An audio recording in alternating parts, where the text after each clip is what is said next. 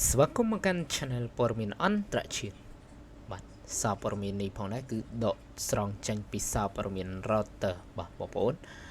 គឺតកតងជាមួយនឹងប្រទេសរុស្ស៊ីជាមួយអ៊ុយក្រែនទៀតហើយបាទអញ្ចឹងថ្ងៃនេះផងដែរគឺយើងដកស្រង់ចេញពីប្រភពព័ត៌មាន Reuters គឺមាន4ព័ត៌មានធំតែម្ដងបាទបន្តិចទៀតយើងនឹងជម្រាបជូនបងប្អូនឲ្យកាន់តែច្បាស់តែម្ដងបាទ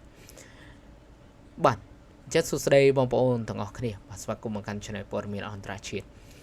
អញ្ចឹងប្រទេសអ៊ុយក្រែនបាទបានបញ្ជាក់ថាប្រទេសចិនកំពុងផ្គត់ផ្គង់ផលិតផលសំខាន់ជាច្រើនដល់រោងចក្រផលិតអាវុធរបស់រុស្ស៊ីបាទលោកអូលេឡាវ៉ាឆេតកូបាទប្រធានសេនាអ៊ុយក្រែនបានប្រាប់សារព័ត៌មានថាមានព័ត៌មានបញ្ជាក់ថាចិនផ្គត់ផ្គង់ម៉ាស៊ីនកិនគំរូផលិតផលគីមីពិសេសគ្រាប់ដីទុះនិងគ្រឿងបន្លាស់ផ្សេងទៀតទៅឲ្យឧស្សាហកម្មការពារជាតិរបស់រុស្ស៊ីបាទចឹងបងប្អូនចំណុចនេះផងដែរគឺចិនដល់វគ្គចិនម្ដងហើយគឺគាត់កំពុងតែព្យាយាមផ្គត់ផ្គង់បាទសភាវុធបាទឬក៏រោងចក្រផលិតអាវុធបាទហ្នឹងហើយទៅដល់រុស្ស៊ីបាទចឹងលោកឆេនកូបានបញ្ជាក់ថាមានទិន្នន័យបញ្ជាក់ពីរោងចក្ររុស្ស៊ីចំនួន20កន្លែងដែលទទួលបានការផ្គត់ផ្គង់នេះផងដែរបាទប្រធានាធិបតីអ៊ុយក្រែនលោក Volodymyr Zelensky បានប្រកាសបាទកាលពីខែមុនថាចិនកំពុងផ្គត់ផ្គង់អាវុធនិងគ្រាប់បាទផ្ទុះដល់រុស្ស៊ីបាទជាច្រើនទោះបីជាចិនបានបដិសេធការចោទប្រកាន់នេះបាទថាជាសារអត់ប្រយោជន៍ក៏ដោយក៏អ៊ុយក្រែនបានដាក់ការសង្ស័យលើស្ថាប័នចិនចំនួន3ផងដែរបាទអញ្ចឹងយើងមិនទាន់ដឹងថាព័ត៌មាននេះគឺច្បាស់ឬក៏មិនច្បាស់ទេព្រោះដោយសារការអះអាងរៀងខ្លួនបាទចំណុចនេះបងប្អូនបាទចិនក៏បានចេញមុខបាទបដិសេធផងដែរបាទអញ្ចឹងលោក Chenko ក៏បានបន្ថែមទៀតថាសេនាអ៊ុយក្រែនមានព័ត៌មានបាទអំពីករណីសហការរវាងរុស្ស៊ីនិងចិនក្នុងវិស័យអាកាសយានចំនួនហោចណាស់5ករណីក្នុងចន្លោះបាទឆ្នាំ2024និង2025រួមទាំងការផ្គត់ផ្គង់ឧបករណ៍និងគ្រឿងបន្លាស់ឯកសារផ្សេងទៀតបាទអរគុណសម្រាប់ការទស្សនាវីដេអូមួយនេះកុំភ្លេចជួយចុច like និង subscribe ដើម្បីទទួលបានព័ត៌មានថ្មីៗជាបន្តទៀតបាទកុំទន្ទនាបងប្អូនយើងចាំបន្តនៅព័ត៌មានបាទទី2និងទី3និងទី4ផងដែរបាទស្វាគមន៍បងប្អូនមកកាន់ Channel ព័ត៌មានអន្តរជាតិបាទនេះគឺជាព័ត៌មានទី2បាទបន្តទៅទៀតផងដែរបាទអញ្ចឹងក្នុងថ្ងៃទី1ផងដែរគឺរុស្ស៊ីបានវាយប្រហារលើអ៊ុយក្រែនបាទជាលើកទី3បាទជាប់គ្នាបងប្អូនបាទអញ្ចឹងក៏បានប៉ះពាល់ដល់តំបន់ជាច្រើនមែនតើបាទអញ្ចឹងការប្រយុទ្ធមិញបាទប្រទេសរុស្ស៊ីបានវាយប្រហារលើប្រទេសអ៊ុយក្រែនបាទជាលើកទី3ជាប់គ្នាហើយបាទក្នុងរាជធានីគីវកាជូននឹងបាទប្រកាសអាសន្នបានបន្តរយៈពេល6ម៉ោងទោះបីជាមានការខូចខាតនៅក្នុងតំបន់មួយក៏ដោយក៏មិនមាន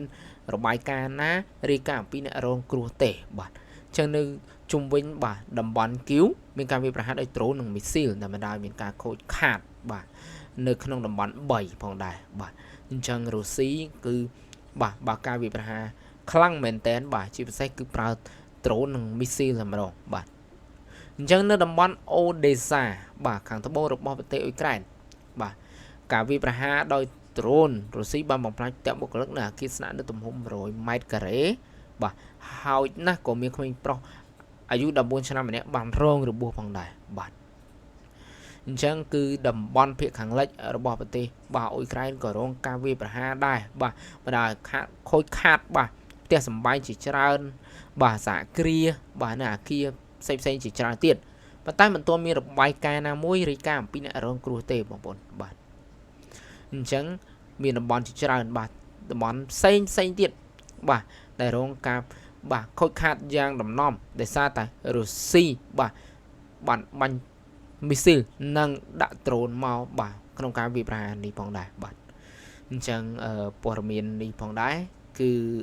មានតែប៉ុណ្្នឹងសិនបងប្អូនបាទព្រោះតែយើងដកស្រង់ជាភាសាព័ត៌មាន Reuters បាទអញ្ចឹងព័ត៌មាន Reuters គេមានប៉ុន្មានយើងក៏ជម្រាបតាមប៉ុណ្ណឹងបាទអរគុណសម្រាប់ការទស្សនាកុំភ្លេចជួយចុច like និង subscribe បាទដើម្បីទទួលបានព័ត៌មានថ្មីជាបន្តទៀតបាទស្វាគមន៍ជាថ្មីម្ដងទៀតបាទអញ្ចឹងយើងចូលដល់ព័ត៌មានទី3ផងដែរឃ្លាតមិនឆ្ងាយពីប្រទេសរុស្ស៊ីនេះផងដែរបាទអញ្ចឹងរុស្ស៊ីបាទមិនយល់ព្រមឲ្យបាទវ៉ាទីកង់បាទគឺជាដូចជាប្រទេសមួយបាទគឺជាមជ្ឈមណ្ឌលសន្តិភាពនោះទេបាទដោយសារតែសាសនានិងភូមិសាស្ត្របាទរុស្ស៊ីលេងមែនតែនតែម្ដងបងប្អូនបើយើងវិភាគមែនតែនទៅគឺរុស្ស៊ីចង់តែក្តាប់បាទឲ្យច្រើនជាងគេតែម្ដងបាទអ ចឹងប្រទេសរុស្ស៊ីបានបញ្ចូលព្រមឲ្យបរិយាវ៉ាទីកង់បាទជាមជ្ឈមណ្ឌលសម្រាប់ចរចាសន្តិភាពជាមួយអ៊ុយក្រែននោះទេបាទមូលហេតុសំខាន់រួមមាន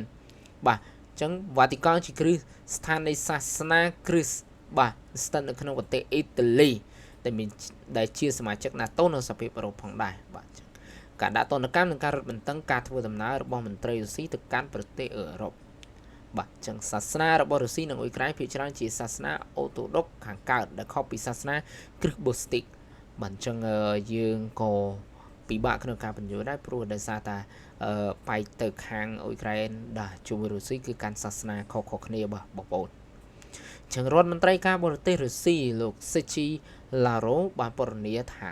គំនិតនៃការចរចាសន្តិភាពនៅវ៉ាទីកង់គឺមិនសមរម្យបាទចឹងរុស្ស៊ីចំណុចនេះផងដែរគឺ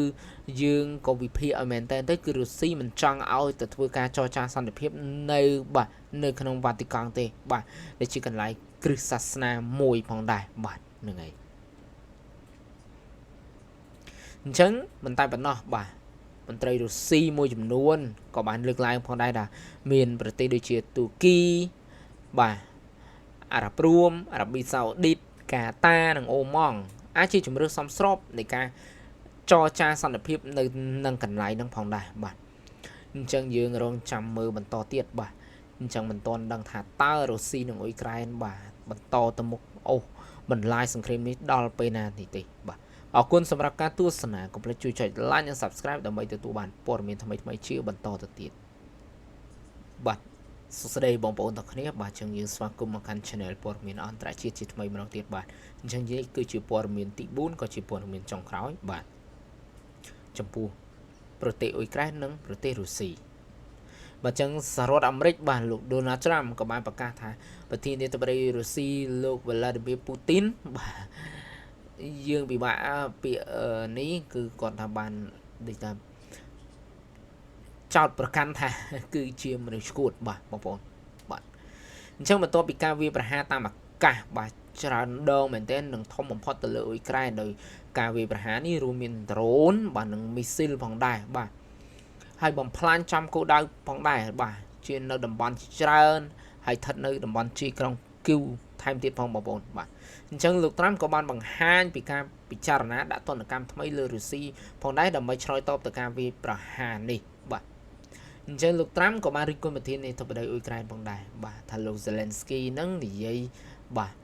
បង្កឲ្យមានបញ្ហាខ្លួនឯងបាទក៏ទៅសហរដ្ឋអាមេរិកនេះផងដែរបាទលោក Donald Trump